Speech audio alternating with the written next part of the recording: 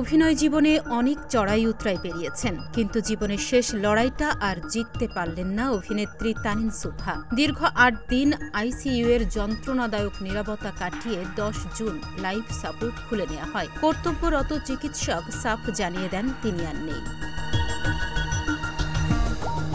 তবে এখানেই শেষ নয়, তার মৃত্যুর আগের দিনগুলো ঘিরে এখন দানা বাঁধতে শুরু করেছে এক নতুন রহস্য। কারণ মৃত্যুর আগে নিজের ফেসবুক স্ট্যাটাসে তিনি ইঙ্গিত দিয়েছিলেন এমন এক অশরীরী ষড়যন্ত্রের কথা, যা তাকে দিনকে দিন নিঃশেষ করে দিচ্ছিল।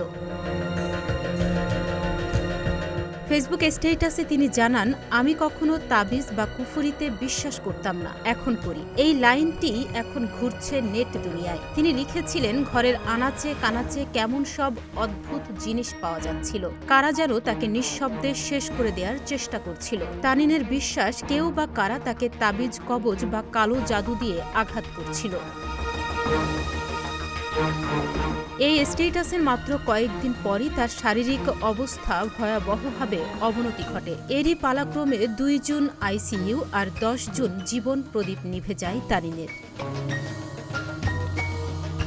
তানিন সুবহার মৃত্যু ঘিরে চলতে থাকা আলোচনার মাঝেই ঢাকাই সিনেমার আরেক অভিনেত্রী মিষ্টি জান্নাত নিজের ফেসবুক পোস্টে করলেন একই ধরনের এক চাঞ্চল্যকর দাবি। মিষ্টি জান্নাতের মুখেও যেন একই ভয়াবহ অভিজ্ঞতা। তিনি লেখেন, আমাকে ২০১৭ সালে কালো জাদু করা হয়েছিল। আমি জানি এর ভয়াবহতা। ২২ দিন কলকাতার হাসপাতালে আইসিইউতে ছিলাম। পুরো শরীরে পানি জমে গিয়েছিল। মিষ্টি জান্নাত জানান, সে সময় তার ক্যারিয়ার ছিল তুঙ্গে, একটার পর একটা সিনেমা, আলোচনায় তার নাম। কিন্তু অজানা শক্তির প্রভাবে সব বদলে যেতে থাকে। অভিনেত্রীর দাবি, একটি বিশেষ গ্রুপ বারবার তাকে শেষ করে দিতে চায়, মানসিকভাবে, শারীরিকভাবে, এমনকি এখন সুইসাইডের মতো পরিস্থিতিও তৈরি করে। পোস্টের শেষে চমকপ্রদ তথ্য দেন মিষ্টি জান্নাত। তার ভাষায় তিনি সম্ভাব্য দোষীদের নাম লিখে রেখেছেন নিজের ডায়েরিতে। মিষ্টি জান্নাত লেখেন, যদি আমার কিছু হয় জানবেন কারা দায়ী, ওরাই বারবার আমার পেছনে লেগে আছে, এ কথাও জানান অভিনেত্রী।